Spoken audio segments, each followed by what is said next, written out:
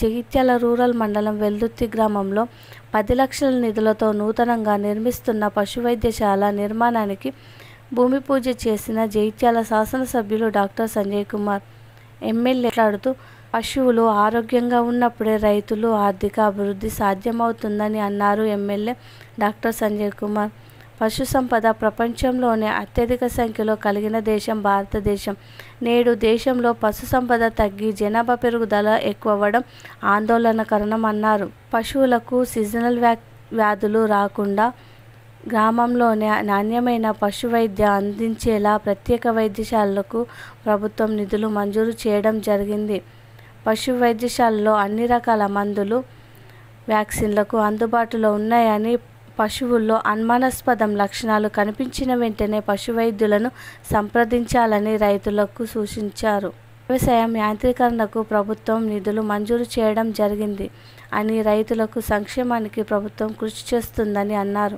రైతు భరోసా, రైతు రుణమాఫీలో దేశానికి ఆదర్శంగా తెలంగాణ నిలిచిందని అన్నారు. ముఖ్యమంత్రి గారితో కలిసి పనిచేసే జగిత్యాల నియోజకవర్గం కోసం కృషి చేస్తానని అన్నారు. మొదటి నుంచి కూడా భారతదేశం పశు సంపదకు పుట్టినిల్లు. ప్రపంచంలో ఎక్కువ పశువులు ఎక్కడ ఉండే అంటే భారతదేశంలో ఉండే. ఇది సంజయ్ కుమార్ చెప్పేది కాదు, మీరు డాక్టర్లు ఎవరు, ఇది చరిత్ర. అంటే మనము ఎవరు ఏ ధర్మాలైనా పాటించాలి, ఎక్కువ మంది హిందూ ధర్మంలో ఉన్నవాళ్ళు ప్రతి పశువును ప్రతి పక్షిని మనము దేవునికి సమానంగా పూజించుకుంటాం. ఏదో ఒక దేవునికి దేవతకు వాహనం లాగానో సేవ మనకు గౌరవించుకుంటాం. గోమాతని కావచ్చు, మనం పొలాల అవసరం ఎడ్లని కావచ్చు, ఇట్లా అన్ని తీర్లు యాదవులు ఉన్న కాడ సదర్ పండుగని హైదరాబాద్లో బర్లది ఎంతో గొప్పగా చేసుకుంటారు. అట్లా ప్రతి దాన్ని కూడా మనం ఒక భక్తితో చూడబట్టి ఆ కాలంలో పశువులు ఎక్కడ ఎక్కువ ఉండే అంటే మన భారతదేశంలో.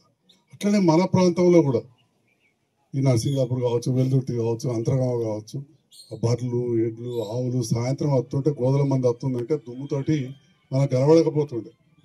నేను కూడా సాయన అంతర్గామ గ్రామంలోకి వెళ్ళి వచ్చినా కాబట్టి ఈ పశువులు, ఆవులు వీటన్నిటి మధ్యలో పెరిగినోండి. నేనేం చిన్నపిల్లలు కాదు, నాకే మనవరాలు పుట్టాను. సో అప్పుడు 50 ఏళ్ళ కింద, ఇప్పుడు నాకు 60 ఏళ్ళు దాటి, అప్పుడు చూస్తే ఎటు చూసినా పశువులే కనబడతాయి. రక్షించుకోవాల్సిన బాధ్యత మన మనసులో ఉంది. మన మనసులో బాగా గొప్పలం అనుకుంటాం, అనుకొని పెరుగుతా పోతున్నాం. మిగతా అన్ని తగ్గిపోతున్నాయి. అటు అడవులు తగ్గిపోతున్నాయి, చెట్లు తగ్గుతున్నాయి, పశువులు కూడా తగ్గుతున్నాయి. అలా తగ్గకుండా చూసుకోవాల్సిన బాధ్యత కూడా మనందరి మీద ఉంటుంది. మరి ఆ రకంగా సమతుల్యత ఉన్నప్పుడే ఈ సృష్టి ఉంటుంది. లేకపోతే మనం చూస్తున్నాం ధన్వని వానలు, ధన్వని వరదలు, ఒక మనమే మిగిలలేం, మనం కూడా కొట్టుకుపోతాం దాంట్లో భాగంగా. సో ఈ సందర్భంలో వెల్దుర్తి గ్రామ నాయకులు, అన్ని పార్టీల వారు ఉన్నారు, అన్ని వర్గాల వారు ఉన్నారు.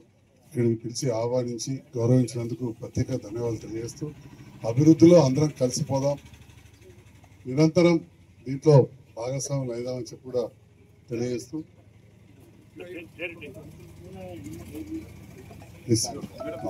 గ్రామానికి సంబంధించి ఈ పశువులను కాపాడుకునే విషయంలో, ఎందుకంటే వేరే సబ్జెక్ట్ యొక్క మాట్లాడు, పశువులను కాపాడుకునే విషయంలో డాక్టర్ నరేష్ గారు, మేడం గారు, ఇక్కడ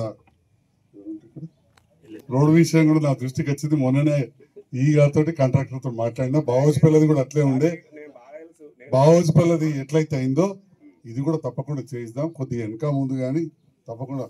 ఇక్కడ రెగ్యులర్ గా ఉండే లైఫ్ స్టాక్ అసిస్టెంట్ ఇక్కడ నరేష్ ఉంటారు, ఇప్పుడు ఫుల్ టైం ఉంటారు. కాబట్టి రాములు అయితే మీకు తెలిసినండి, పాత ఆయన రాములు పాత ఆయనే.